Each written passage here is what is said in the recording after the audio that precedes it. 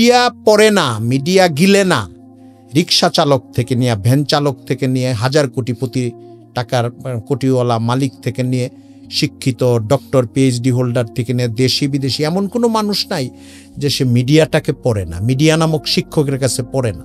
যে উচ্চশিক্ষা এবং আধুনিক আমরা যদি কেরিয়ারকে একসাথে সমন্বিত রূপ দাঁড় করিয়ে আমরা যদি দিনকে পাশাপাশি দাঁড় করাই, আমাদের তরুণদের মানসিকতা কেমন এবং কেমন হওয়া উচিত আসলে মনে করেন আপনি?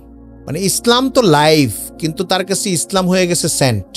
বাংলাদেশ বা পাক ভারতের বাইরে যদি আমরা যাই, বিভিন্ন মুসলিম দেশগুলোতে, ইন্দোনেশিয়া, মালয়েশিয়া এবং খোদ সৌদি আরবের কথাও যদি বলি, একমুখী শিক্ষা ব্যবস্থা বিদ্যমান। কিন্তু বাংলাদেশের শিক্ষা ব্যবস্থা অনেক বেশি হজবরল টাইপের আমরা বলতে পারি।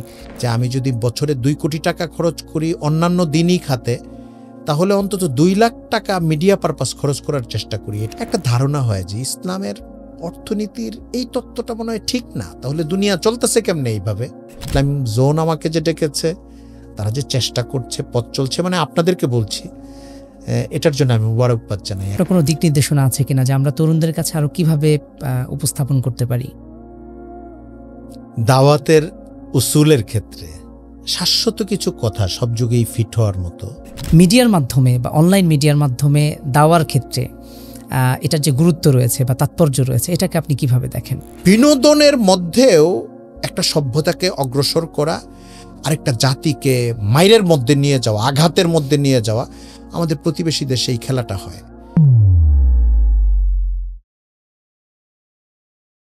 আসসালামু আলাইকুম ওয়া রাহমাতুল্লাহি ওয়া বারাকাতুহু। বিসমিল্লাহ ওয়ালহামদুলিল্লাহ ওয়াসসালাতু ওয়াসসালামু আলা রাসূলিল্লাহ ওয়া বা'দ। সুপ্রদিনী ভাই এবং বোনেরা, আল্লাহ সুবহানাহু ওয়া তাআলার কাছে আমরা অসংখ্য শুকরিয়া নিবেদন করছি।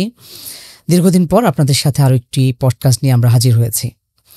আজকের এই পডকাস্টে হাজির হয়েছেন, আমাদের সাথে ইসলামজোন স্টুডিওতে যুক্ত হয়েছেন আমাদের প্রিয় পরিচিত মুখ, বিশিষ্ট আলেমে দ্বীন, লেখক, গবেষক, তারুণ্যের অনুপ্রেরণা, আমাদের শ্রদ্ধেয় মাওলানা শরীফ মোহাম্মদ সাহেব।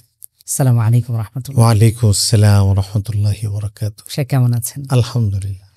আলহামদুলিল্লাহ। অনেকদিন থেকেই আমরা চাচ্ছিলাম আপনাকে নিয়ে ইনশাআল্লাহ বসবো, তো অবশেষে আল্লাহ সুবহানাহু ওয়া তাআলা আমাদেরকে সেই সুযোগ করে দিলেন। অসংখ্য শুকরিয়া আপনাকেও, অনেক ব্যস্ততার মধ্যে আমাদেরকে সময় দিচ্ছেন। আলহামদুলিল্লাহ, আমিও খুব শুকরিয়া জানাই ইসলাম জোন আপনাকে, সকলকে, দর্শকদেরকে। আপনার সময় কেমন যাচ্ছে মুহতারাম? আলহামদুলিল্লাহ, আল্লাহ তাআলা যে কয়েকটা কাজে নিমগ্ন রেখেছেন বা যুক্ত রেখেছেন, কাজগুলো করে যাচ্ছি। বয়স হয়েছে, গতি একটু তারুণ্যের তুলনায় শ্লথ, একটু মন্থর, কিন্তু কাজগুলো করে যেতে হচ্ছে আর কি। আলহামদুলিল্লাহ শেখ, আমাদের সময়টা, আমাদের বেশিরভাগই অডিয়েন্স হচ্ছে তরুণ, ইউথরা। আপনি সময়টা পার করে এসছেন এবং আপনার দীর্ঘ সময় কেটে গেছে লেখালেখি, সম্পাদনা এবং প্রিন্ট মিডিয়া এবং ইলেকট্রনিক মিডিয়া উভয় জগতে আপনার বিচরণ রয়েছে। দীর্ঘ অভিজ্ঞতা আপনার ঝুলিতে আছে। শুরুর প্রশ্নটা আমরা শুরু করতে চাই ইউথদেরকে কেন্দ্র করেই। বাংলাদেশের বড় একটা শ্রেণী এখন তরুণ বা জেনজি। আজকালকার তরুণরা অনেক বেশি ক্যারিয়ার ওরিয়েন্টেড, বা আমাদের দেখা যায় যখন শিক্ষা জীবন শুরু হয় ক্লাস 1 থেকে নিয়ে, তখন থেকে কেন যেন একটা প্রতিযোগিতা, দুনিয়ার জন্য ছুটে চলা, এই উচ্চশিক্ষা বলি বা উচ্চ আকাঙ্ক্ষা বলি, এর সাথে আমরা যদি দিনকে রিলেট করতে চাই, আপনার কাছে কি মনে হয়, যদি আমি আরও স্পেসিফিকভাবে প্রশ্নটা করি, যে উচ্চশিক্ষা এবং আধুনিক আমরা যদি কেরিয়ারকে একসাথে সমন্বিত রূপ দাঁড় করিয়ে আমরা যদি দিনকে পাশাপাশি দাঁড় করাই, আমাদের তরুণদের মানসিকতা কেমন এবং কেমন হওয়া উচিত আসলে মনে করেন আপনি? মাশাআল্লাহ, সুন্দর এবং প্রাসঙ্গিক একটি জিজ্ঞাসা বা প্রসঙ্গ যেটা আপনি আলোচনায় তুলেছেন। দেখেন, মানব জীবনের জন্য আসলে তারুণ্য এমন একটি পর্যায়, কৈশোর, যৌবন, যে সময়টা মানুষের জীবন গঠন হয়, আসলে বার্ধক্য, প্রৌঢ়ত্বে ওই সময়টায় জীবনের একটা পড়ন্ত বেলা থাকে। এজন্য তারুণ্যের যে অর্জন, শিক্ষা গ্রহণ, বিচরণ এবং ইস্তেফাদা যেটা আমরা বলি, এটা অনেক গুরুত্বপূর্ণ।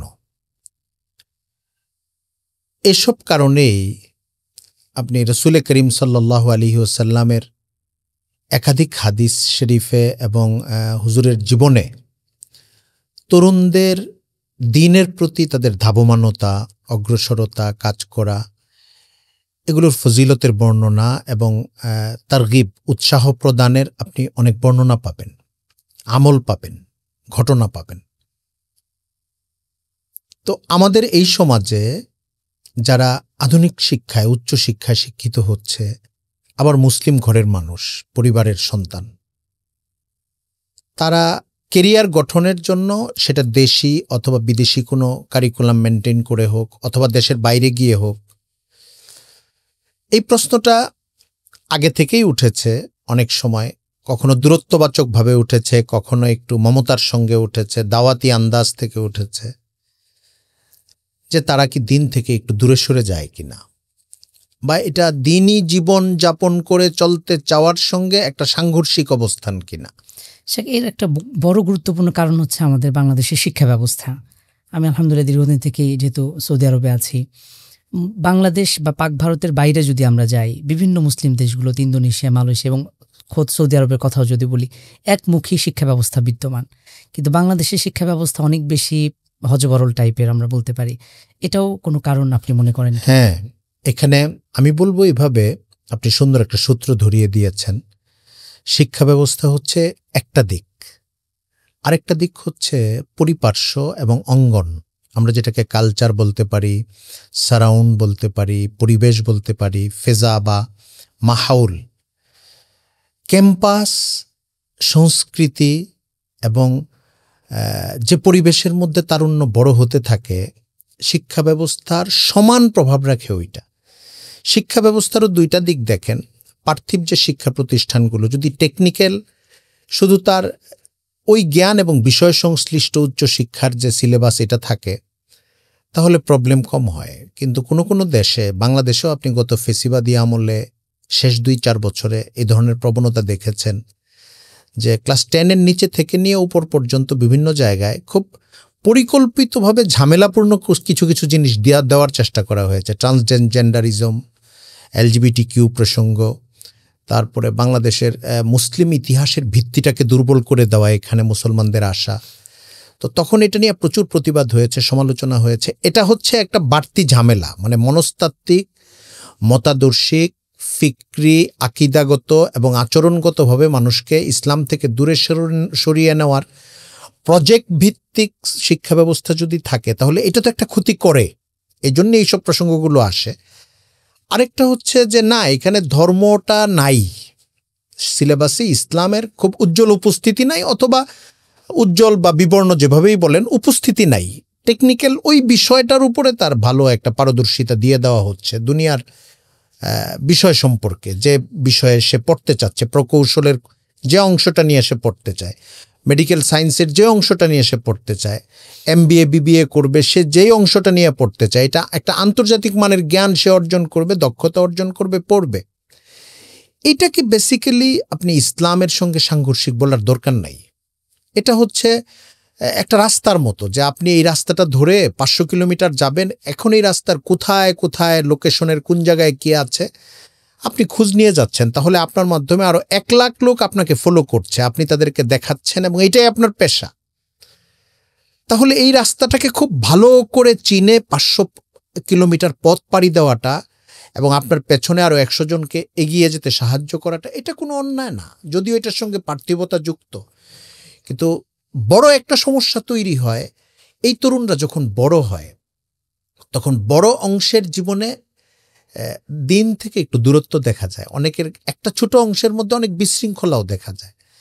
তখন মানুষের মধ্যে যে পারসেপশনটা গড়ে ওঠে, সেটা হলো মনে হয় এই শিক্ষা ব্যবস্থার কারণে মানুষ দিন থেকে দূরে সরে যায়। এটা যে সিলেবাসের কারণে যায় নাই, আসলে এটা বোঝার মতো ক্ষমতা দূরের দর্শকের নাই। এটা তাহলে কেন হয়েছে? এটা হয়েছে তারুণ্য যখন লেখাপড়া শুরু করে অথবা করতে থাকে, অর্জন করতে থাকে, জীবন সম্পর্কে জানতে থাকে, পেশার জগতে যাওয়ার আগ পর্যন্ত যে সময়টা তার তরুণ সময়, এই সময়টায় সবকিছু সে যে সিলেবাস থেকে নেয়, ব্যাপারটা এরকম না। আসলে তার অনেক কিছু অর্জিত হয় তার ক্যাম্পাসের পরিবেশ থেকে, এবং তার ওই সময়কালের পৃথিবী এবং মিডিয়া তাদেরকে যা দিচ্ছে এখান থেকে।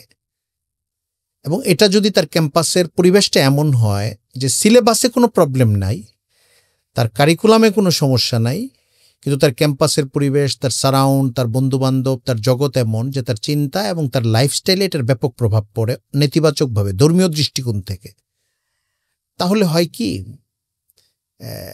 25-30 বছর পার হওয়ার পরে জীবনের, তখন তার যে একটা বোধ গড়ে ওঠে এবং আমলের যে একটা অভ্যাস গড়ে ওঠে, এটার সঙ্গে দিনের সম্পর্কটা কম থাকে। ইল্লা মাশা আল্লাহ, যারা সবসময় দিনের সঙ্গে থাকার চেষ্টাটা করেছে তারা ছাড়া।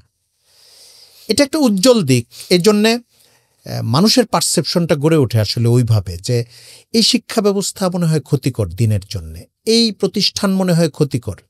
অথচ আপনি খোঁজ নিয়ে দেখবেন এখানে দুটা দিক, একটা হচ্ছে শিক্ষা সিলেবাসের মূল বিষয়, আরেকটা হচ্ছে পরিবেশ এবং কালচারের বিষয়গুলো যেটা তাকে প্রভাবিত করে বাইরে থেকে। হতে পারে সিলেবাস ভালো কিন্তু কালচার এবং পরিবেশের কারণে ক্ষতিগ্রস্ত হয়। অনেক সময় শিক্ষকদের মন মানসিকতা এবং যেটা তারা সিলেবাসে বইপত্রের বাইরে গিয়ে যে উদ্দীপনাগুলো দেওয়ার চেষ্টা করে, সেখান থেকেও সমস্যা তৈরি হয়, পরিপার্শ্ব থেকেও এই সমস্যাটা তৈরি হয়। অর্থাৎ আমরা এক কথায় শিক্ষা ব্যবস্থাকে দায়ী করতে পারি না, কিন্তু প্রসঙ্গটা উল্লেখ করেছেন, হ্যাঁ, অনেকটা জোরপূর্বক ভাবে আমাদের শিক্ষা ব্যবস্থায় ইসলাম বিদ্বেষী মনোভাব তৈরির যে, আমি শিক্ষা ব্যবস্থার সঙ্গে শিক্ষা প্রক্রিয়ায় বলবো। শিক্ষা ব্যবস্থা খুব স্পেসিফিক কথা হয়, শিক্ষা সিলেবাস, শিক্ষা ব্যবস্থা, শিক্ষা গ্রহণ প্রক্রিয়ায় আমাদের তরুণদের সামনে, তরুণীদের সামনে এটা হতে পারে ওই প্রতিষ্ঠান বাইরে থেকে, মানে কালচারাল ক্ষেত্র, বিনোদনের ক্ষেত্র, ক্যাম্পাসগত অন্যান্য বিষয়, এমনকি স্টুডেন্ট পলিটিক্সের কোনো নেতিবাচক দিক, স্টুডেন্ট লেভেলের যেসব বখরাবাজি, চাঁদাবাজি, সন্ত্রাস এবং নারী পুরুষ ঘটিত সম্পর্কজাত যে একটা ব্যাপার আছে, এরকম আপনি অনেকগুলো জিনিস পাবেন যেগুলো এখানে খুব ফ্যাক্টরের ভূমিকা রাখে এবং ইতিবাচকতা বা নেতিবাচকতার দিকটা এখান থেকে তৈরি হয়। এখানে আমার এটা সংযোজন করা দরকার যে গত 10-15-20 বছর যাবৎ একটা ভালো লক্ষণ আছে। কিছু তাবলিগ জামাতের ভাইরা কিছু মেহনত করেন, কিন্তু অন্য অনেক দাওয়াতি প্রক্রিয়ায় বইপত্র পড়ে, আলেমদের সান্নিধ্যে, শায়েখদের বয়ান শুনে, পারিবারিক একটা ঐতিহ্যগত কারণে এখন অন্তত বাংলাদেশে আপনি সমস্ত আধুনিক উচ্চশিক্ষা প্রতিষ্ঠান, এটা বিশেষায়িত হোক, জেনারেল হোক, সরকারি হোক, বেসরকারি হোক, আপনি 1% স্টুডেন্টদের, এমনকি টিচারদেরও পাবেন, নারীদের মধ্যেও, ছেলেদের মধ্যেও পাবেন, মেয়েদের মধ্যেও পাবেন। আমার ধারণা, আমি যতটুকু ফেস করি, যতটুকু দেখি তাদেরকে, এবং অনেকের সঙ্গে আমার কথা বলতে হয়, অনেক জায়গায় আমার যেতেও হয়েছে আলহামদুলিল্লাহ, একটা বড় লক্ষণ হলো সিলেবাসের দ্বারাও তারা প্রভাবিত হয় না অথবা পরিবেশের দ্বারাও প্রভাবিত হয় না। তারা একটা অনমনীয় সৌন্দর্য তুলে ধরে, সেটা হলো আমার এখানে পরিবেশ যাই হোক, সিলেবাসে যাই থাকুক, আমার জীবন দিনের সঙ্গে।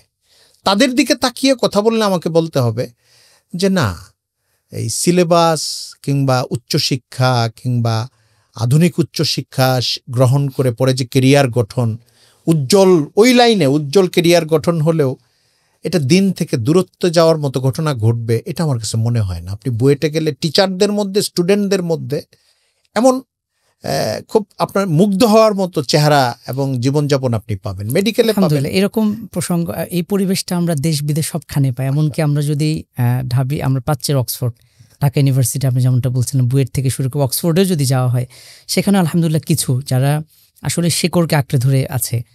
আমার কাছে মনে হয় যে বর্তমান সময়ে ফিতনার যুগে যদি কেউ পারিবারিকভাবে দিন না পায় অথবা দিন প্র্যাকটিসের পরিবেশ না পায়, অথবা পরবর্তীতে যদি কেউ দিনকে কাছে থেকে বা দিনের যে সৌন্দর্য আছে দিনকে প্র্যাকটিস করার চেষ্টা না করে, এই দুটো বিষয় থেকে যদি কোনোভাবে ছিটকে যায়, একে তো পারিবারিক শিক্ষা, আরেকটা হলো নিজে থেকে যদি আগ্রহী হয়ে শিক্ষা লাভ না করে, তাহলে অনেকটাই কেন জানি সে পরবর্তী অথবা তার পরবর্তী প্রজন্ম দিন থেকে অনেক দূরে অবস্থান করে।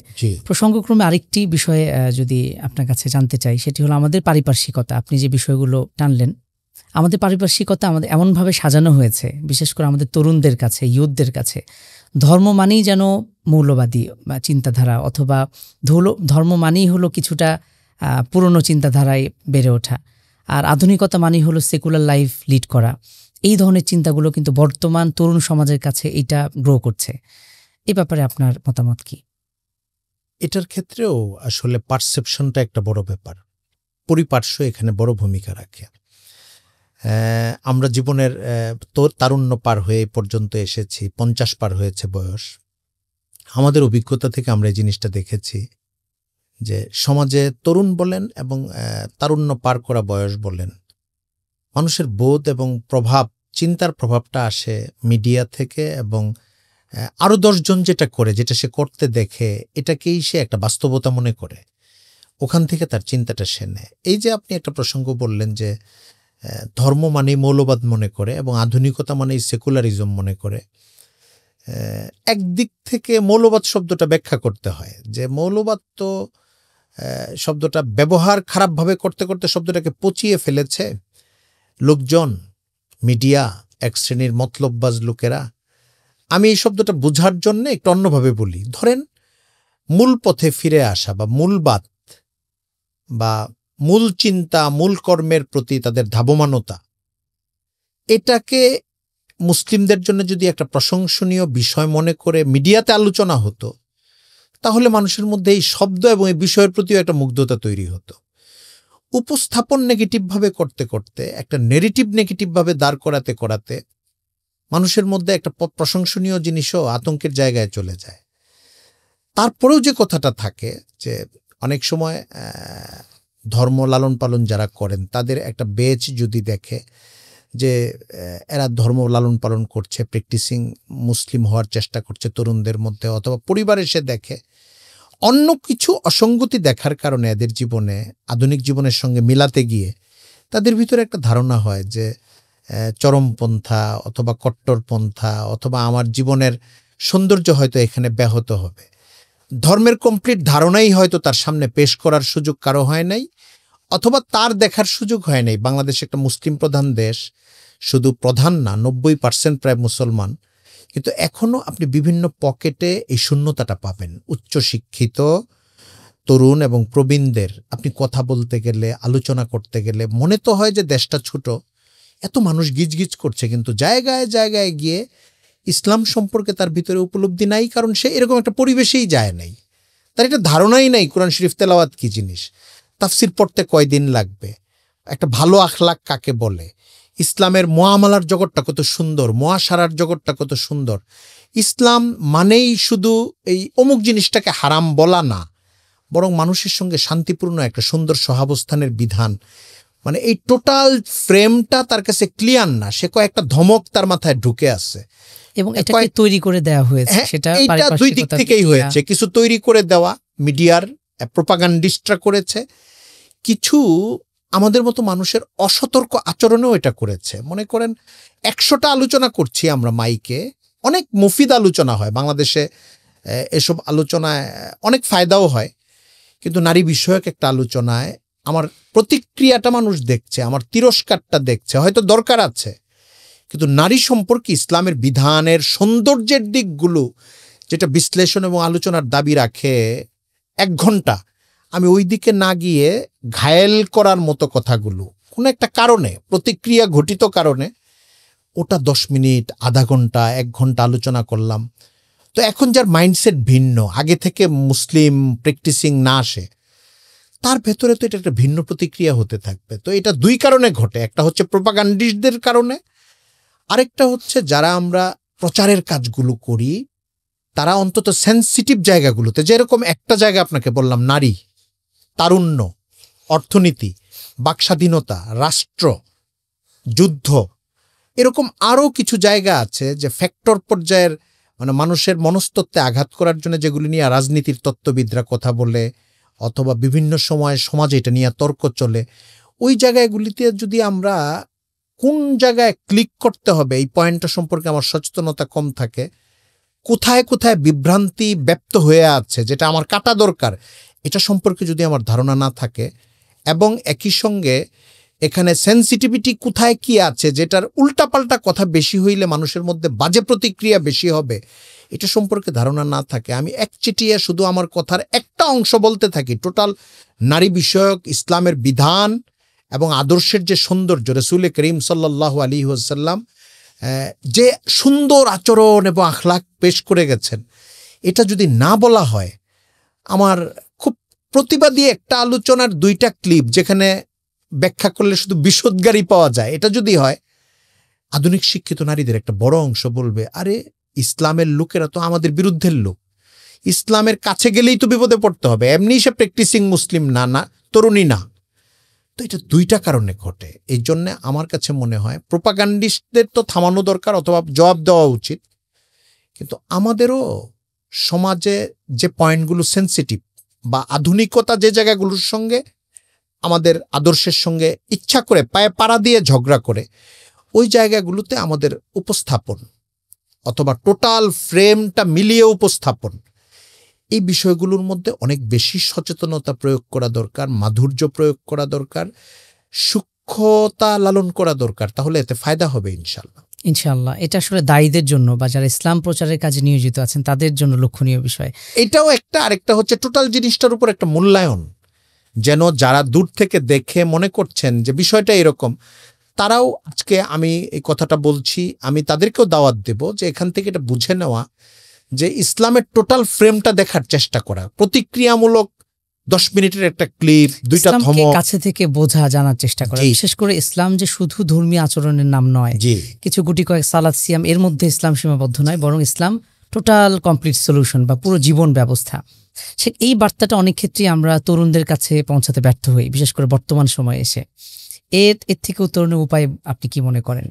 হ্যাঁ, এটা আপনিও প্রশ্নটা আগের প্রশ্নের জের অনুযায়ী করেছেন, আমিও আগের উত্তরের জের থেকেই বলি, কথাটা বলে এসেছি।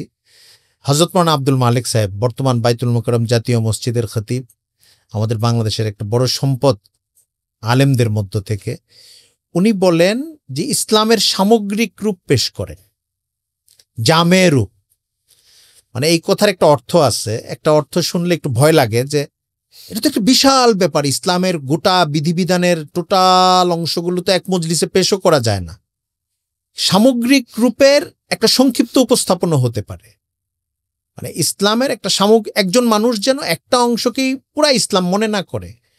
তো এটা তরুণদের মধ্যে শুধু না, আধুনিক শিক্ষিত মানুষের সামনে এবং স্বল্প শিক্ষিত মানুষের সামনে, উচ্চ শিক্ষিত মানুষের সামনে এটা ব্যাপকভাবে উপস্থাপন করার জিনিস যে ইসলাম বিশ্বাস থেকে নিয়ে জীবনের সকল ধাপের সঙ্গে যুক্ত। আমরা অনেক সময় রসিকতা করে বলি অথবা বাস্তবতাটাকে তুলে ধরার জন্য বলি যে আতর কিংবা সৌরভ, স্যান্ট, এটা তো খুব ভালো জিনিস, সুন্নত, সৌরভ ব্যবহার করা, সুগন্ধি ব্যবহার করা। অনেকেই ধর্ম পালনটা, ইসলাম পালনটাকে আতরের পর্যায়ে রাখে, ঐচ্ছিক বিষয়, অপশনাল। মানে এটাকে আমি আপনাকে এইভাবে ব্যাখ্যা করব, সারা সপ্তাহ সে পার করে জুমার দিন যাওয়ার সময় পাঞ্জাবিতে আতরটা লাগায়া যায়, এটা আবার 6 ঘন্টা পরে বা 12 ঘন্টা পরে এই ঘ্রাণটা চলে যায়। উনি খুব মহব্বত করেই সুগন্ধটা লাগাচ্ছে, কিন্তু ওনার সাথে ওই সুগন্ধির সম্পর্ক পোশাকের সম্পর্কের মতো না, খাদ্যের সম্পর্কের মতো না, জীবনযাপনের সম্পর্কের মতো না। ওইটা একটা সুগন্ধি পর্যায়ের জিনিস, ওইটা অনেক এক্সটার্নাল জিনিস, অনেক সংযুক্ত জিনিস, নট ইন্টারনাল জিনিস। মানে ইসলাম তো লাইফ, কিন্তু তার কাছে ইসলাম হয়ে গেছে সেন্ট, মানে আমাদের উপস্থাপনের প্রায়োরিটিযোগ্য না। হ্যাঁ, মানে এটা এত প্র্যাকটিক্যাল না, এটা হচ্ছে আরোপিত সুগন্ধি। আমি এটাকে খুব পছন্দ করি, কিন্তু একটু বাইরে থাকবে। এটা যখন প্রয়োজন হবে হাতে লাগাবো, একটু গায়ে লাগাবো এবং এটাকে উদযাপন করব, এটার সঙ্গে থাকব। বাকি জীবন তো আরেক জিনিস। আমাদের লাইফ সাথে সুগন্ধির যেরকম খুব স্নিগ্ধ আবার অনেক দূরের একটা সম্পর্ক, বেশিরভাগ আমাদের আধুনিক শিক্ষিত অথবা স্বল্প শিক্ষিত মানুষজনের মধ্যে শুধু উপলব্ধির সমস্যার কারণে এবং আমলের কিছু ঘাটতির কারণে, আমাদেরও অনেক ত্রুটি আছে, ঠিক মতো তাদের কাছে ইসলামকে পেশ করতে না পারার কারণে, দাওয়াতের ঘাটতির কারণে তারা সম্মান একটা করে, কিন্তু সেটা ওই টাইমের হিসাব করলে আপনি 24 ঘন্টার 1 ঘন্টা পাবেন অথবা সপ্তাহের একদিনের কয়েক ঘন্টা পাবেন। মাধুর্য, স্নিগ্ধতা সব আছে, কিন্তু এটা তার লাইফের একটা এক্সটার্নাল সংযুক্ত সম্পূরক একটা বিষয় হিসাবে পাবেন। এটা আসলে ইসলাম না। মানে এইটুক মহাব্বতকেও আমরা গুরুত্ব দেই বা গুরুত্ব দেওয়া দরকার মনে করি, কিন্তু আসলে ইসলাম হলো লাইফটা, তার প্রাত্যহিকতাটা, তার ঘুমানো থেকে নিয়ে ঘুম থেকে জাগরণের পর থেকে নিয়ে আবার ঘুমে যাওয়া পর্যন্ত লেনদেন, জীবনযাপন, ইবাদত, আমল, দোয়া, সবকিছু, সন্তান, সংসার, সমাজ, মানুষের সঙ্গে সাক্ষাৎ, টাকা পয়সা, চাকরি বাকরি, সবকিছুর মধ্যে হালাল হারাম, মানুষের কষ্ট না হওয়া এবং ইস্তেহসানের সঙ্গে চলা, ভালো মুআমেলা, হুসনে আখলাক, এই সবটা ইসলাম। এটা যদি আমরা আমাদের লাইফ থেকে সরিয়ে নিয়ে যাই আর সেন্টের মতো একটু অল্প অল্প ইসলাম পালন করি, যখন যতটুকু প্রয়োজন মনে হয়, তাহলে এর দ্বারা ইসলামের যে মর্যাদা এবং ইসলামের সঙ্গে সম্পৃক্ত হওয়ার যে ফজিলত দুনিয়া এবং আখিরাতে পাওয়ার কথা, এটা থেকে আমরা যোজন দূরে থাকবো। আল্লাহ সুবহানাহু ওয়া তাআলা আমাকে হেফাজত করুন এই ধরনের অবস্থা থেকে। বিশেষ করে আমাদের তরুণরা এখনকার, আমরা ইসলাম জোন একটি মিশনারি দাওয়া প্ল্যাটফর্ম, আলহামদুলিল্লাহ আমরা দীর্ঘদিন থেকেই কাজ করছি এবং আমাদের তরুণরা যারা ইউথদেরকেই টার্গেট করে আমরা কাজ করছি।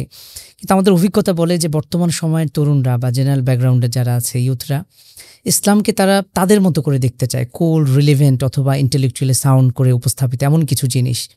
কিন্তু আসলে ইসলাম তো ইসলামের জায়গায় থাকবে এবং চিরশাশ্বত একটা জীবন বিধান। এক্ষেত্রে আপনার কোনো দিক নির্দেশনা আছে কিনা যে আমরা তরুণদের কাছে আরো কিভাবে উপস্থাপন করতে পারি? দাওয়াতের উসুলের ক্ষেত্রে শাশ্বত কিছু কথা সব যুগেই ফিট হওয়ার মতো আল্লাহ তাআলা কালামে পাকে ইরশাদ করেছেন, উদউ ইলা সাবিলি রাব্বিকা বিল হিকমাতি ওয়াল মাউইযাতিল হাসানাতি ওয়াজাদিলহুম বিল্লাতি হিয়া আহসান।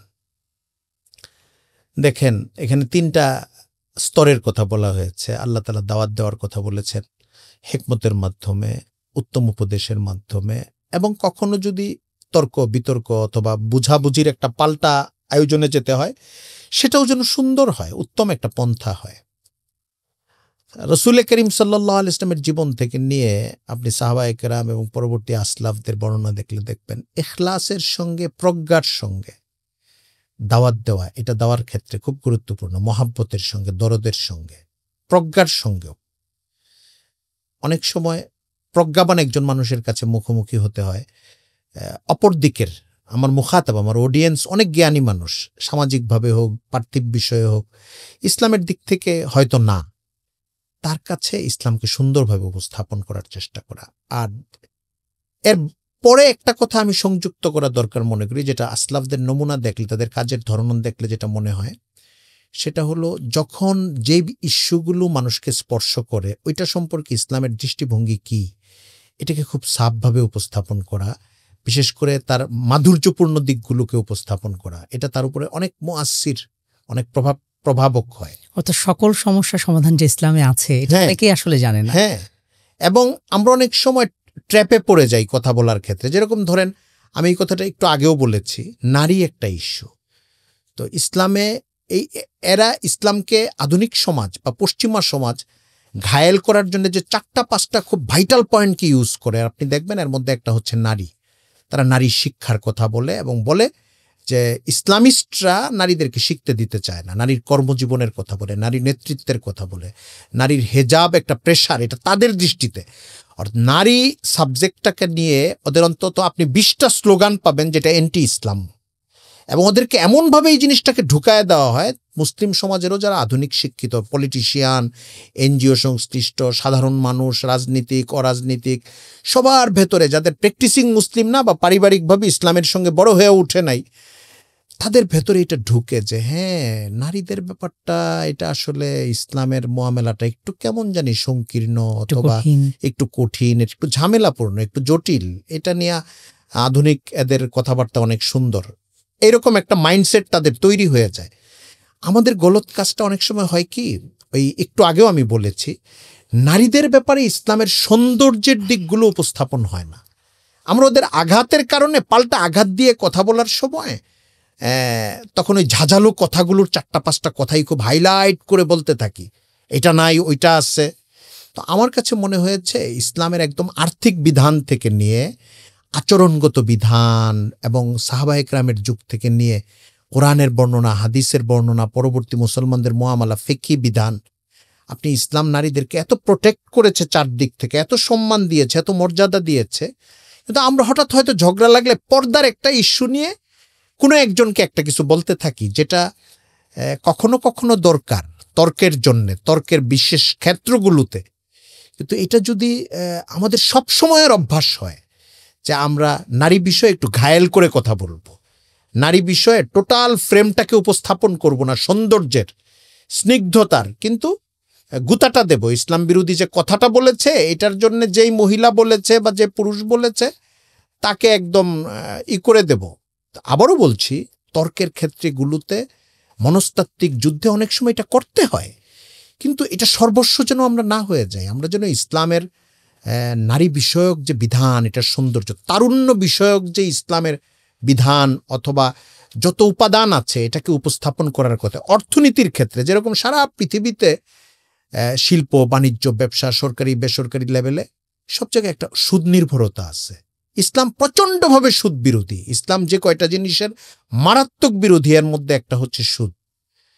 কিন্তু আমরা আমাদের অর্থনীতির সৌন্দর্য, জাকাতের সৌন্দর্য, সুদ বিরোধিতার তাত্ত্বিক দিক, কারণগত দিক, এটা ভালো করে উপস্থাপন না করার কারণে আধুনিক শিক্ষিত মুসলিম পরিবারের সন্তান এবং হয়তো আর্থিকভাবে অথবা তাত্ত্বিকভাবে অনেক অগ্রসর বড় হয়ে গেছে, একটা ধারণা হয় যে ইসলামের অর্থনীতির এই তত্ত্বটা মনে হয় ঠিক না, তাহলে দুনিয়া চলতেছে কেমনে এইভাবে, মানে তার এটাকে সে একটু আলাদা করে ফেলে চাপ দিয়ে। ইসলামী অর্থনীতি সম্পর্কে তার ব্যাপক ধারণা না থাকার কারণে সে হয়তো এটা বুঝতেই পারছে না যে আজকের যে সিচুয়েশন সুদ নির্ভরতার কারণে যদি এটা না থেকে ইসলামের এটা থাকতো সুন্দরভাবে, তাহলে এর চেয়ে আরো 1000 গুণ সুন্দর হতে পারতাম। ওই চিত্রকল্পটা তার মধ্যে নাই, কারণ আমরা এই কথাটা বলি না সুন্দর করে। তো এই জায়গাগুলো সুন্দর করে উপস্থাপন হলে আমার কাছে মনে হয় যে ফায়দা হবে। মানে সাম্প্রতিক মনস্তাত্ত্বিক টিউনিং করার মতো অথবা ইফেক্ট করার মতো যে ইস্যুগুলো থাকে, যেগুলো শিক্ষিত স্বল্প শিক্ষিত মানুষকে নক করতে থাকে নেতিবাচক বা ইতিবাচকভাবে, এই জায়গাগুলোতেই দাওয়াতের বড় বড় ক্ষেত্র তৈরি করা। যে নারীদের ব্যাপারে ইসলাম এরকম। আপনি হযরত জাফর ইবনে আবি তালিব রাদিয়াল্লাহু তাআলা আনহু হিজরতে হাবশার সময় যখন গেলেন, আমর ইবনুল আস রাদিয়াল্লাহু আনহু অমুসলিম ছিলেন, তখন ফেরত আনতে গেলেন, নাজাশির সামনে যে বক্তব্য দিলেন বাদশাহ নাজাশির সামনে, ওখানে দেখবেন ইসলামের সৌন্দর্যের দিকগুলো কি চমৎকারভাবে উপস্থাপন করেছেন। তাওহীদের কথা, শিরিক বিরোধিতার কথা তো বলেছেন, সিদকের কথা, আখলাকের কথা। রাসূল করিম সাল্লাল্লাহু আলাইহি ওয়াসাল্লাম, আপনি বক্তব্যটা দেখেন, অসাধারণ জিনিস। যে কেউ ক্লিক করলে এটা পাবে এখনো গুগলে, যে বাদশাহ মুগ্ধ হয়ে গেছে। এরপরে বাদশাহ একটা পর্যায়ে অন্যদের উস্কানিতে জিজ্ঞেস করেছে যে মানে আমাদের মা ঈসা, আমাদের নবী ঈসা সম্পর্কে তোমার কি বক্তব্য, তোমাদের ধর্মে কি এসেছে। উনি সূরা থেকে তেলাওয়াত শুরু করলেন, সূরা মারিয়াম থেকে, যেখানে হযরত মারিয়াম আলাইহিস সালাম, হযরত ঈসা আলাইহিস সালামের হালাতগুলো কোরআন শরীফে বর্ণনা হয়েছে খুব চমৎকারভাবে। আপনি মানে যারা গায়রে আলেম তাদেরকে অনুরোধ করব, আপনি প্রথম রুকু দ্বিতীয় রুকুর তর্জমাটা যদি সূরা মারিয়ামের দেখেন, একদম চোখের পানি আসার মতো হযরত মারিয়ামের অসহায়ত্বগুলো, যে উনি সংকুচিত হচ্ছেন, উনাকে আয়েশা লোকজন দোষারোপ করছে, আবার হযরত ঈসাকে জিজ্ঞাসা করতে বলছেন, আল্লাহ বলতেছেন যে তাকে দেখায় দাও, হযরত ঈসা আলাইহিস সালাম বলতেছেন আমি ভাবার্থগুলো বলছি আর কি। নাজাশি কাঁদতে শুরু করলো, তার পানি চোখ থেকে পানি পড়ে এবং তার বুক ভিজে গেল, এবং সে বলল যে হযরত ঈসা যা নিয়ে আসছেন আর তোমরা যা বলতেছো এটা তো একদম এক জিনিস। সে মুগ্ধ হয়ে গেল। মানে এখান থেকে আপনি দেখেন তাকে ইফেক্ট করবে এই ইস্যুটা, তার মনের মধ্যে এটা নিয়ে প্রশ্ন, তার মনের মধ্যে এটা নিয়ে জটিলতা। তো যখন যে সময়ে সাম্প্রতিকতাকে গুরুত্ব দিতে হয়, যখন যে সময়ে বুদ্ধিভিত্তিকভাবে অথবা মনস্তাত্ত্বিকভাবে যে ইস্যুগুলো নারী বিষয়ক, অর্থনীতি বিষয়ক, যুদ্ধ বিষয়ক, শাসনতন্ত্র বা রাষ্ট্রতন্ত্র বিষয়ক, রাজনীতি বিষয়ক, মানব সভ্যতা বিষয়ক, শিক্ষা বিজ্ঞান ক্রমাগ্রসরতা, এগুলো বিষয়ক, সংস্কৃতি বিষয়ক যে জটিলতাগুলো আসবে, আমি বলছি না যে তাদের মনোমত করে আপনাকে কথাটা বলতে হবে, ইসলামের ধারণাটাই পেশ করতে হবে সুন্দরভাবে। হতে পারে এটার কারণে তার কাছে অনেক বিষয় সাফ হতে থাকবে, কারণ সে আটকে আছে ওই জায়গাটায়, তার মাথার মধ্যে গোলক ধাঁধা তৈরি করছে ওই ইস্যুগুলো। ওইটার একটা ইসলামী সুন্দর মানে চেহারা যখন তার সামনে ক্লিয়ার হয়ে যাবে, সুন্দর একটা রাস্তা খুলবে। এটা সম্ভাবনা অনেক আমার কাছে মনে হয়, ইনশাআল্লাহ। জি মুহতারাম, জাযাকাল্লাহ খাইর। আপনার আলোচনা উঠে এসছে যে আসলে আমরা ইসলামের বার্তাগুলো যখন পৌঁছে দিচ্ছি তখন প্রপারলি পৌঁছে দেয়া, ইসলামের মৌলিক চিত্রগুলো যেন সামনে থাকে, এবং যারা গ্রহণ করছে তাদেরও উচিত ইসলামকে গভীর থেকে গভীরে জানা। কোনো একটি বিষয় জেনেই বা কোনো একটি বিষয় মিডিয়া প্রোপাগান্ডা বলি বা অন্য যে কোনো কিছু, কোনো একটা বিষয় সামনে এলেই যেন ইসলাম অপোজিট তাদের যে চিন্তা চেতনা, এগুলোকে ভয়েস রেজ না করা। আমার কাছে মনে হয় যে এই যে মানুষের কাছে পৌঁছা অথবা এই যে মিডিয়ার প্রোপাগান্ডা, আপনি মিডিয়ার মানুষ, দীর্ঘদিন থেকে কাজ করছেন আলহামদুলিল্লাহ, লেখালেখি সম্পাদনা, আপনি বাংলাদেশের যে এই যে প্রেক্ষাপট বা পরিবর্তনগুলো দেখছেন, এবং এই বর্তমান সময়ের আমরা যদি বলি যে কাঠামোগত ইসলাম বিদ্বেষ অথবা ইসলামের বিপরীত শক্তিগুলোর যে মাথাচাড়া দিয়ে ওঠা, এগুলোর খুব দ্রুত অবস্থার পরিবর্তন ঘটছে। এবং এটা মিডিয়ার মাধ্যমে অনেকটা। বিশেষ করে বর্তমান সময়ে আমরা দিনের দাওয়াত বলতেই বুঝি মসজিদ, মাদ্রাসা, মক্তব। অবশ্যই নিঃসন্দেহে এগুলোর অবদান রয়েছে সমাজের মূল স্রোতের, এগুলোই মূল মাধ্যম আমরা যদি বলি দাওয়ার ক্ষেত্রে। কিন্তু প্রাসঙ্গিক মিডিয়ার একটা কিন্তু প্রভাব আছে। আপনি যেমনটা বলছিলেন যে পশ্চিমা মিডিয়াগুলোর প্রভাব, বিশেষ করে বাংলাদেশের মিডিয়া সবগুলোই পশ্চিমা তাদের এজেন্ডাগুলো বাস্তবায়ন করছে। তারা যদি তিলকে তাল বলে, এটা তারা সেভাবে প্রেজেন্ট করছে, তালকে তিল বললে সেটা তারা বলছে। তো এক্ষেত্রে আমরা যদি বলি বর্তমান সময়ে অনলাইনে অনেক মিডিয়া প্ল্যাটফর্ম আছে আলহামদুলিল্লাহ, বিশেষ করে ইসলাম জোনও কাজ করছে। বাহির দেশগুলোতেও অনেক রকম দাওয়া প্ল্যাটফর্ম আছে, ইয়াকিন ইনস্টিটিউট, এছাড়াও ওয়ানপথ নেটওয়ার্ক আছে, বিভিন্ন দেশে কাজ চলছে আলহামদুলিল্লাহ। মিডিয়ার মাধ্যমে বা অনলাইন মিডিয়ার মাধ্যমে দাওয়ার ক্ষেত্রে এটার যে গুরুত্ব রয়েছে বা তাৎপর্য রয়েছে, এটাকে আপনি কিভাবে দেখেন? চমৎকার এবং দরকারি প্রশ্ন বা প্রসঙ্গ। আসলে আপনার প্রশ্নের মধ্যেই ফুটে উঠেছে যে এটা একটা অনেক বড় পরিসর, ফ্রেমটা অনেক বড়। আমারও আবেগ চলে আসে আসলে মিডিয়া এবং ইসলাম ইস্যুতে কথা হলে। আমি ছোট্ট দু একটা টুকরো টুকরো কথা বলি। একটা হচ্ছে মিডিয়া বিষয়টা হচ্ছে কি, আমি অনেক সময় বলি এটাকে ওয়াটার কালার। মানে মিডিয়া হলো আপনি ওই পাত্রে যা রাখবেন ওইটা তাই বলবে, তাই করবে। তো মিডিয়া সব সময় পশ্চিমাপন্থী মানুষদের দ্বারা ব্যবহার হওয়ার কারণে মিডিয়ার অপব্যবহারের ক্ষতিটা সম্পর্কে আমরা সচেতন হয়ে উঠি বেশি, নেতিবাচকভাবে আমরা একটু ধাক্কা খাই। কিন্তু মিডিয়ার প্রভাব এখন এই সময়ে এসে এত বেড়েছে যে এটাকে এড়িয়ে যাওয়া, একটা সময় পর্যন্ত ভালো মানুষেরা দিনের পথে যারা চলতেন তারা মিডিয়াকে কিছুটা এড়িয়ে চলতেন, এড়িয়ে চলাটাই তাদের কাছে একটা সমাধান মনে হতো। কিন্তু এখন সামাজিক মাধ্যম এবং ডিভাইস কেন্দ্রিক ইন্টারনেটের ভিত্তিতে ভার্চুয়াল মাধ্যমটা ব্যাপক হওয়ার কারণে, ইলেকট্রনিক মিডিয়ার উপকরণ বেড়ে যাওয়ার কারণে, প্রিন্ট মিডিয়া একটু দুর্বল হয়ে যাওয়ার কারণে মিডিয়ার বিস্তারটা এত বেশি হয়েছে, এত হাতে হাতে হয়েছে, এত বেশি সময় মানুষকে আঁকড়ে ধরে রাখে মিডিয়া, যে এখন আমি যদি বলি যে আমরা সবাই কিন্তু স্কুল কলেজ বা মাদ্রাসায় পড়েছি, কিন্তু এই সমাজে এমন অনেক মানুষ আছে আগে পড়েছে এখন আর পড়ে না কোনো প্রতিষ্ঠানে। আবার এই আমাদের সমাজের অনেক মানুষ আছে যারা কোথাও কোনো স্কুল কলেজ মাদ্রাসায় পড়ে নাই, স্বল্প শিক্ষিত বঞ্চিত মানুষদের একটা বিরাট শ্রেণী। কিন্তু একমাত্র মিডিয়া হচ্ছে এমন একটা স্কুল যেটা আপনি পিপুল টিচিং গ্রাউন্ড হিসাবে বলতে পারেন, বা মাস পিপুলের স্কুল বলতে পারেন, একটা ওপেন স্কুল বলতে পারেন। কোন অর্থে আমি এই কথাটা বলি? 7 বছর বয়স থেকে নিয়ে 87 বছর বয়স পর্যন্ত মানুষ আগে স্কুলে পড়েছে, এখন পড়ে না, কখনো পড়ে নাই, গরিব ধনী, দাদা বাবা সন্তান নাতি সবাই টেলিভিশনের দিকে তাকায় থাকে, সবাই মোবাইলটা ডিভাইস থেকে ইনফরমেশন নিতে থাকে। এখন মিডিয়া এত প্রাত্যহিক, এত প্রভাবক, এত শক্তিশালী টিচার গোটা জাতির। যদি একজন মানুষ 3 বছর বা 4 বছর পর্যন্ত সেকুলারিজম ভালো না ইসলামী রাষ্ট্র ভালো, এই কথাটা মিডিয়ার কাছ থেকে, প্রচলিত মিডিয়াগুলো এবং সামাজিক মিডিয়ায় সেকুলার যে শক্তিগুলো প্রভাব বিস্তার করে আছে তাদের কাছ থেকে শুনতে থাকে, সে কোনো স্কুলে পড়ুক বা না পড়ুক, মাদ্রাসায় পড়ুক বা না পড়ুক, তার একটা মাইন্ডসেট তৈরি হবে সেকুলারিজমটা ভালো, নারীদের বেপর্দা জীবনটা ভালো না পর্দানসীন জীবনটা ভালো। মিডিয়ার জীবনের কাছে তার ওইটাই সুন্দর মনে হইতে থাকবে। যে ইসলামের বাইরের যে চাকচিক্য বা ইসলাম বিরোধী জীবনের দুনিয়াবি যে চাকচিক্য, অথবা এটার যে জৌলুস, অথবা এটার যে দাপট, এটার কাছে নিজেকে সে পরাজিত অনুভব করবে এবং একটা কমপ্লেক্স তাড়িত জীবনের মধ্যে সে ঢুকে পড়বে। এখন মিডিয়াকে এড়িয়ে যাওয়ার কোনো সুযোগ নাই। আপনি মসজিদ মাদ্রাসার কথা বলেছেন, এগুলো তো হচ্ছে প্রাণ ইসলামের। মসজিদ তো ইসলামের প্রধান প্রাণ, এবং মাদ্রাসা তো হলো নবীর ঘর বলা হয়, যে এখানে দ্বীনি ইলমটা শেখানো হয়, এবং আরো যেসব উপকরণের মাধ্যমে ডাইরেক্ট ইসলাম শেখানো হয়, সবগুলো হলো প্রাণ, ইসলামের মূল চালিকা শক্তি, সেন্টার। কিন্তু মিডিয়া এখনকার পৃথিবীতে, এটা আমি 200 বছর আগে বললে এই কথাগুলো বলতাম না, এখনকার পৃথিবীতে মিডিয়া এই প্রাণের পরে যদি দেহের সবচেয়ে বড় 3-4টা ফাংশনাল অর্গান থাকে, তার মধ্যে মিডিয়া হইল সবগুলোই প্রায়। মিডিয়া পলিটিক্সকে প্রভাবিত করে, একটা দেশের সরকার নামবে না উঠবে এটা ঠিক করে মিডিয়া। কেন বললাম?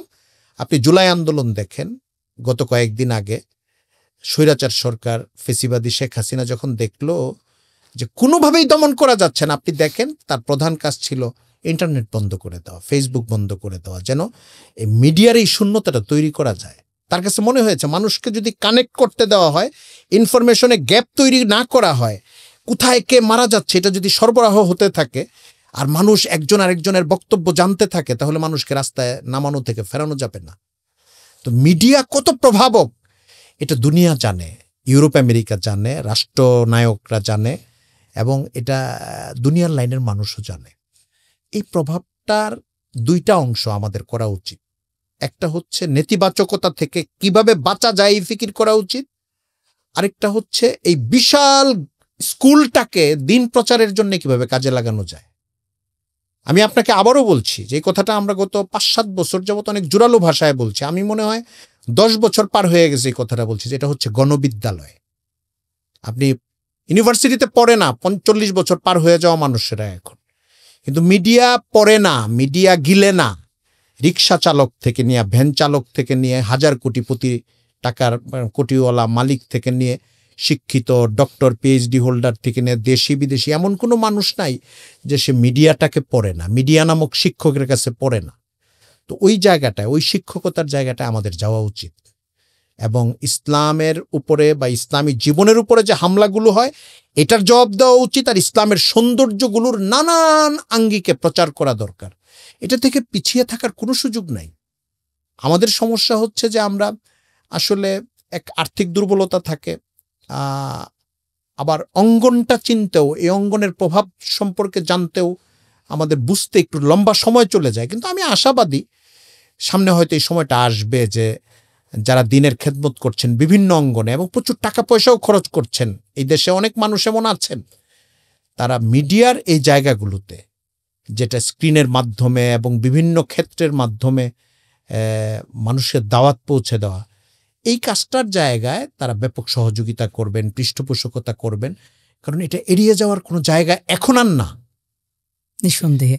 বিশেষ করে মোহতারাম, আমাদের দুঃখজনক বাস্তবতা হলো বর্তমান সময় শুধু বাংলাদেশ নয় বরং পৃথিবীব্যাপী পশ্চিমাদের অনেক মিডিয়া আছে, বিবিসি, সিএনএন, এএফপি, রয়টার্স। মুসলিম বিশ্বের উল্লেখ করার মতন একটা মিডিয়া হলো আল জাজিরা, মুসলিম বিশ্বের একমাত্র। তারপরেও তারা যে পূর্ণাঙ্গ ইসলামী ভাবধারা সম্পন্ন, বিষয়টা এরকম না, মোটামুটি। কিন্তু আসলে দুঃখজনক বাস্তবতা হলো এতগুলো মুসলিম দেশ থাকা সত্ত্বেও শক্তিশালী কোনো মিডিয়া গড়ে ওঠেনি। যদি বাংলাদেশের প্রেক্ষাপটে আসি, এখানে তো আরও নয়, আমাদের মিডিয়ার শূন্যতা অনেক আগে থেকেই রয়েছে। বর্তমান সময়ে অনেকেই নানাভাবে চেষ্টা করছে, ব্যক্তি পর্যায়ে বা সাংগঠনিক পর্যায়ে। আলহামদুলিল্লাহ, ইসলাম জন্য একটা প্ল্যাটফর্ম, মিশনারি দাওয়া প্ল্যাটফর্ম কাজ করে যাচ্ছে। এই ধরনের উদ্যোগগুলোকে আমাদের মুসলিম সমাজ, এই ইনিশিয়েটিভগুলোকে কিভাবে সহযোগিতা করতে পারে, কতটুকু প্রয়োজনীয়তা রয়েছে, এবং প্র্যাকটিক্যালি মানুষ কিভাবে অংশগ্রহণ করতে পারে? জি, আপনি ভালো বলেছেন। আমি কিছু কথা বলে ফেলেছি আগে, আবারও বলছি। সেটা হচ্ছে যে আমাদের সমাজে প্রচুর খরচ করেন এমন মানুষ আছেন, অনেক মানুষ আছেন, এবং প্রচুর করেন না, অল্প করেন, মাঝারি পানের খরচ করেন এমন মানুষও আছেন। আমি তাদেরকে বলবো এই খাতের জরুরতটা বোঝার চেষ্টা করেন, তাহলে আপনারা খরচটা এখানে করবেন। অনেক সময় দেখা যায় একটা প্রতিষ্ঠানের একটা ভবন নির্মাণ, এটার জন্য হয়তো আপনি 2 কোটি টাকা দিচ্ছেন, এটা দরকার, এটা দিচ্ছেন, এটা ভালো যে প্রতিষ্ঠান ধর্মীয় প্রতিষ্ঠান হয়, তো আপনার আন্তরিকতার কারণেই দিচ্ছেন। আপনি 2 লাখ টাকা নিয়ে অন্তত 1% মিডিয়ার ব্যাপারে ফিকির করেন, যে আমি যদি বছরে 2 কোটি টাকা খরচ করি অন্যান্য দিনই খাতে, তাহলে অন্তত 2 লাখ টাকা মিডিয়া পারপাস খরচ করার চেষ্টা করি। এটা যদি করেন আপনি, তাহলে বাংলাদেশের মুসলমানদের এই মিডিয়া কিন্তু আসলে ফায়দা হবে। মিডিয়া, আবার মিডিয়া সম্পর্কে কথা বলতে গেলে বলতে হয়, মিডিয়া শুধুমাত্র ইসলামের আনুষ্ঠানিক প্রচারগুলো মিডিয়া না, এটা তো একটা মৌলিক অংশ। মিডিয়া পলিটিক্যাল, নন পলিটিক্যাল, মতাদর্শিক এবং নানান বিষয়ে যেসব প্রোপাগান্ডা তৈরি হয়, ন্যারেটিভ তৈরি হয়, কাউন্টার ন্যারেটিভ তৈরি করাটাও মিডিয়া। একটা পলিটিক্যাল নিউজের মধ্যেও মিডিয়ার বিশাল ভূমিকা থাকে। এমনকি বিনোদনমূলক যে মিডিয়ার যে অঙ্গন, এখানেও অনেক কিছু থাকে। আমি আজকে আপনার সঙ্গে কথা বলার একটু আগে দেখে এলাম, বিবিসি একটা স্টোরি করেছে, বাংলাদেশের বিবিসি বাংলা, ইন্ডিয়াতে একটা মুভি এখনো নামে নাই। ফাইল যেরকম একটা মুভি খুব বিতর্ক তৈরি করেছিল কিছুদিন আগে, খুব বিতর্ক তৈরি করেছিল, মুসলমানদেরকে খুব জঙ্গলি বা অভদ্র হিসাবে দেখানো। তো এইরকম সম্ভবত 1947 সময়ের নোয়াখালী, ক্যালকাটায় যেসব জায়গায় একটু মারামারি হয়েছিল, নোয়াখালী বেঙ্গল ফাইল বা এরকম কি জানি নামটা, সে মুসলমানদেরকে সাম্প্রদায়িক হিসাবে দেখানোর জন্যে এটার যতটুকু প্রচার এখনো হয়েছে, কলকাতায় অলরেডি পশ্চিমবঙ্গে মমতা বন্দ্যোপাধ্যায় বলে দিয়েছে যে আমরা এটা সাম্প্রদায়িক হানাহানি বন্ধ করার জন্য এটা করতে দিব না। ওই মুভিটাকে সে ওইখানে আটক করে দেওয়ার সিদ্ধান্ত নিয়েছে।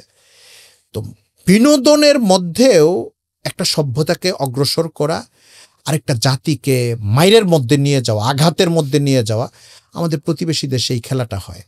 এবং এই জন্যে মিডিয়ার মধ্যে পলিটিক্স, বিনোদন, কালচার, ইতিহাস, ধর্মপ্রচার, নেরেটিভ প্রচার, কাউন্টার নেরেটিভ প্রচার, অনেকগুলি চ্যাপ্টার আছে যেটা মানুষের মগজকে সবসময় আচ্ছন্ন করে রাখে। তো এই জায়গাগুলো নিয়ে কাজ করার বিষয় আছে এবং এই জায়গাগুলির ব্যাপারে সচেতনতার ব্যাপার আছে। আনুষ্ঠানিক আপনি যে কয়েকটা জায়গার কথা বললেন, যেরকম ইসলাম জোন, এবং আমি নিজে একটু সময় দেই, যুক্ততা আছে আমার রিসারতুল ইসলাম বিডি, এবং আন্তর্জাতিক পরিসরে আরও বিভিন্ন প্রতিষ্ঠান আছে। ইনাদের কাজ ইসলাম বিষয়ক কোনো একটা কথার ভালো সুন্দর করে ব্যাখ্যা করা অথবা ইসলাম বিষয়ক কোনো আক্রমণের জবাবটা দেওয়া। এটা ঠিক আছে, এটা একটা বড় কাজ, কিন্তু মিডিয়ার ফ্রেমটা আরও বড়। এবং আমরা আজকে প্রথম আলোর কথা যদি বলি, আমার দেশের কথা যদি বলি, আপনি দেখবেন অনেক ধরনের ইস্যুস তাদেরকে মেনটেন করতে হয় এবং প্রত্যেকটার মধ্যে একটা নেরেটিভ থাকে। মিডিয়ার ভিতরে যে আলোচনামূলক অংশগুলো থাকে সেখানেও নেরেটিভ থাকে, নিউজমূলক অংশ থাকে সেখানেও নেরেটিভ দাঁড় করানোর একটা ব্যাপার থাকে। তো মিডিয়ার প্রত্যেকটা অঙ্গনকে ম্যানেজ করা অথবা ইসলামী বিষয়গুলোর প্রচার করা এবং বিশেষ করে ইসলামী সভ্যতা, জীবনযাপন, মনস্তত্ত্বটাকে সুরক্ষিত রাখার জন্য এবং প্রচার করার জন্য আরও মিডিয়ার পিছনে ইনভেস্টের বিকল্প নাই। যাদেরকে আল্লাহ টাকা দিয়েছেন, বিত্ত দিয়েছেন, সচ্ছলতা দিয়েছেন, তারা এই কাজটা করেন। আর তরুণদের মধ্যে যারা টেকনিক্যাল কাজগুলো ভালো পারবেন, তাদের কাজ হচ্ছে যদি আর্থিক সুযোগ সুবিধাগুলো হয় নিজেদেরকে তৈরি রাখা, যেন অনেকগুলি সাউন্ড বক্স, অনেকগুলো মাইক্রোফোন, অনেকগুলো স্ক্রিন একসঙ্গে চলতে থাকে বাংলাদেশে, আমাদের হ্যান্ডের অভাব না হয়, এটুকু যোগ্য হয়ে ওঠা। আর আমি আমার তরুণ আলেম বন্ধুদেরকে বলবো, যারা আমাদের সন্তান তুল্য, ছোট ভাই তুল্য, আমাদের অনেক মেধাবী, সুন্দর বলতে পারে এবং চারদিক মেনটেইন করে ইসলামের উপযোগিতাগুলো সমাজে উপস্থাপন করতে পারে ভালো মুতাকাল্লিম, ভালো উস্তাজ, ভালো আলোচক, ভালো মিডিয়া বিশেষজ্ঞ, গবেষক পর্যায়ের আলোচক দরকার। শূন্যতা আছে। এই 3-4টা জিনিসের যদি সমন্বয় হয়, যারা অর্থ দেবেন, যারা টেকনিক্যাল জবগুলো করবেন, আর যারা ভালো পারফরমেন্স রাখবেন, আলোচনা করবেন, তাহলে আমাদের দেশে একটা অনেক বড় ঘাটতি পূরণ হবে বলে আমি মনে করি। আমি ইসলাম জোন আমাকে যে ডেকেছে, তারা যে চেষ্টা করছে, পথ চলছে, মানে আপনাদেরকে বলছি, এটার জন্য আমি মোবারকবাদ জানাই। এখন যে যেখানে যতটুকু পথ চলার চেষ্টা করছে প্রত্যেককে মোবারকবাদ জানাই। আমি আশাবাদী হয়তো 10 বছরে এই চেহারা অনেক উজ্জ্বল হবে, সংখ্যা আরও বাড়বে ইনশাআল্লাহ তাআলা। জি মোহতারাম, অনেক শুকরিয়া। আপনার আলোচনায় মিডিয়ার গুরুত্ব ফুটে উঠেছে। বিশেষ করে আপনি প্রিন্ট মিডিয়ার লোক, দীর্ঘ সময় আপনি প্রিন্ট মিডিয়াতে ছিলেন, জাতীয় দৈনিকে ছিলেন। তো এই জায়গাটা এখন মোটামুটি মিডিয়াগুলো সোশ্যাল মিডিয়া দখল করেছে, বিশেষ করে অনলাইন মিডিয়া বা আমাদের মূলধারার যে ইলেকট্রনিক মিডিয়া আছে। আপনার আলোচনায় অনেক বিষয় উঠে এসছে, আলহামদুলিল্লাহ। আশা করা যায় আগামীতে এই অবস্থার আরও পরিবর্তন ঘটবে ইনশাআল্লাহ।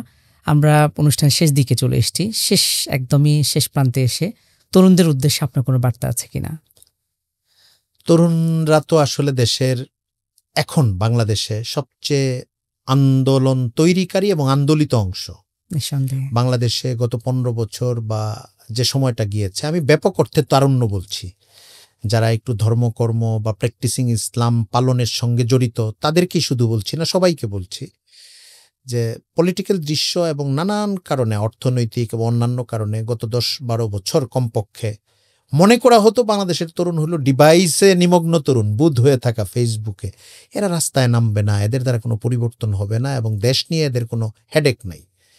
কিন্তু এরাই সবচেয়ে চড়া মূল্যটা দিয়েছে। পুরনো রাজনৈতিক দলেরা যা পারে নাই এবং যার যেই সক্ষমতা বা কোরবানি দেখাইতে পারে নাই তারা, এই তরুণেরা যেই জীবনযাপন করুক, কিন্তু ঝাঁকে ঝাঁকে তরুণেরা 1 বছর পার হলো সেই সময়টার, এখন তরুণরা অনেক সম্ভাবনাময়, আবার অনেক ঝুঁকিপূর্ণ জায়গার মধ্যে আছে। তারুণ্যের বিকাশের একটা পর্যায়ে কিন্তু এখন আছে বাংলাদেশ, তারুণ্য টকবক করা একটা টাইমে আছে। আমি তরুণদেরকে শুধু বলবো না, তরুণদেরকে উপলক্ষ করে তরুণদের যারা বড় তাদেরকেও বলবো, তরুণদেরকেও বলবো, এখন পরিশীলিতভাবে বিকশিত হওয়ার পথে যেন তারুণ্যকে নেওয়া হয় এবং তরুণরা যেন যান।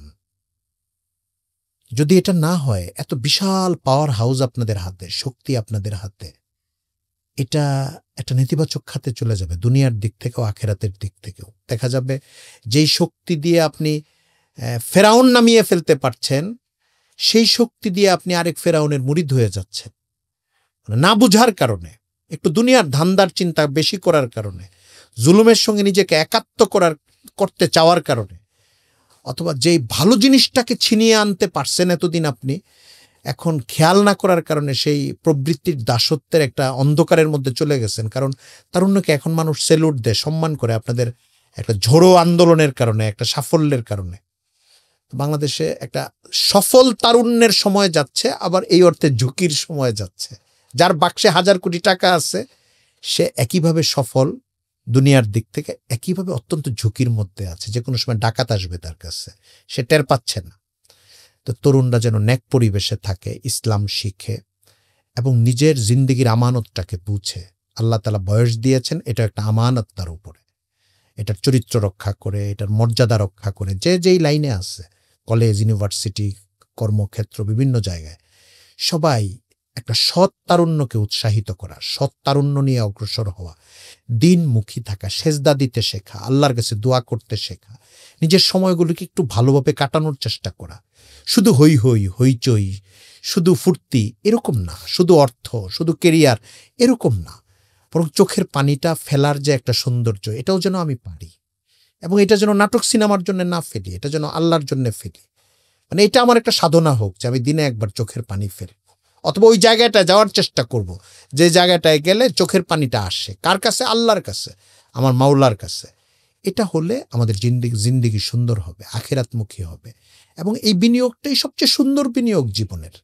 এটাই আপনি দেখবেন পরে, অন্য বিনিয়োগগুলো হারিয়ে যাবে মারা যাওয়ার পর। এবং এমন অনেক বিনিয়োগ আছে আপনি ঝুঁকি নিয়ে করবেন, যেটার সঙ্গে সাফল্যের কোনো দেখা নাও হতে পারে। বহু ছাত্রনেতা হারিয়ে যায়, বহু ব্যবসায়ী, বহু উদ্যোক্তা হারিয়ে যায়, সবাই সফল হয় না, অল্প একটা অংশ সফল হয়, মানে দুনিয়ার দৃষ্টিতে সফল হয়। কিন্তু আল্লাহর কাছে ফেলানো চোখের পানি, সেজদা, নামাজ, দোয়া এবং সৎ জীবনযাপন, আখলাক ভালো রাখা, মুআমেলা ভালো করা, এগুলো এমন বিনিয়োগ যেটা আপনি সারা জীবন দেখবেন। জীবন যখন বাহ্যিকভাবে চোখ মুজে ফেলবে, মাটির নিচে গিয়েও দেখবেন, এবং যখন আল্লাহ তাআলা জান্নাতের দরজা খুলে দিবেন তখনও দেখবেন। আমি তারুণ্যকে আহ্বান করব যে চোখের পানি দিয়ে মানুষ কিভাবে জান্নাত কেনে, এই জগতের সঙ্গে তারা একটু পরিচিত হওয়ার চেষ্টা করুক ইনশাআল্লাহ। আল্লাহ তাআলা তাদেরকে আরো বড় সাফল্য দেন। একটা সাফল্য এসেছে, দুনিয়া আখেরাতে সফল হয় এমন সাফল্য দেন, ওই দিকে তারা একটু ধাবিত হন। আল্লাহ তাআলা আমাদেরকে তৌফিক দান করুন, আমিন। আলহামদুলিল্লাহ। প্রিয় দর্শক শ্রোতা, দিনী ভাই বোন, আলহামদুলিল্লাহ আমাদের আজকে সম্মানিত গেস্ট খুবই গুরুত্বপূর্ণ আলোচনা করেছেন। বিশেষ করে আমাদের তারুণ্য নিয়ে আলোচনা হয়েছে। তারুণ্য আমাদের স্বপ্ন, তারুণ্য আমাদের শক্তি, সমাজ পরিবর্তনের অন্যতম কারিগর হলো এই তরুণরা। এবং আমাদের শুরু থেকেই আলোচনা এসেছিল যে আমাদের তরুণরা যদি সত্য পথে এবং তারা যদি ইসলামের পথে এগিয়ে আসে, তাহলে সমাজ পরিবর্তন ঘটবে ইনশাআল্লাহ। বিশেষ করে তারুণ্যের শক্তিগুলোকে আমরা যেন আল্লাহর ইবাদতের পথে আমরা ব্যয় করতে পারি। আপনাকে অনেক শুকরিয়া মুহতারাম। আমি অনেক শুকরিয়া জানাই কিছু কথা বলার সুযোগ দেওয়ার জন্য। ইসলাম জোনের সঙ্গে যারা আছেন, তার কর্মকর্তা থেকে নিয়ে আপনি, আপনার সঙ্গে আমার দেখা মদিনা শরীফে, এবং অনেক খেদমত করেছেন। এই মদিনাওয়ালা মানুষ যার সঙ্গে একটা প্রোগ্রামে কিছুক্ষণ কথা বলার সুযোগ হয়েছে, আমি আপনাকে সহ আপনার সকল সঙ্গী সবাইকে মোবারকবাদ জানাই। দর্শক শ্রোতা যারা দেশে আছেন, বাইরে আছেন, সবাইকে আমি মোবারকবাদ জানাই এবং শুকরগুজারি জানাই। জাযাকুমুল্লাহ খাইর। শুরু থেকে যারা আমাদের সাথে ছিলেন, প্রিয় দিনী ভাই বোন, সবাইকে অনেক অনেক শুকরিয়া। তো সময় নিয়ে আমাদের পুরো আলোচনাটি শোনার জন্য। আমাদের আলোচনায় অনেক গুরুত্বপূর্ণ বিষয় এসছে, সমাজ, ইসলাম, রাজনীতি থেকে শুরু করে আমাদের শিক্ষা ব্যবস্থা, এবং সর্বোপরি আমাদের মুহতারাম মিডিয়ার মানুষ, মিডিয়া নিয়ে অনেক গুরুত্বপূর্ণ আলোচনা এসছে। আমরা যেন বিষয়গুলো বোঝার চেষ্টা করি, মিডিয়ার যে বাস্তবতা, মিডিয়ার যে প্রোপাগান্ডা, খুব সহজেই যেন আমরা প্রভাবিত না হই, এবং অন্যকেও আমরা এই জায়গাগুলো থেকে বেরিয়ে আনার চেষ্টা করবো ইনশাআল্লাহ। সবাইকে অনেক অনেক শুকরিয়া। আবারও দেখা হবে ইনশাআল্লাহ পরবর্তী কোনো আয়োজনে। জাযাকুমুল্লাহ খাইর। ওয়াসসালামু আলাইকুম ওয়া রাহমাতুল্লাহি ওয়া বারাকাতুহু।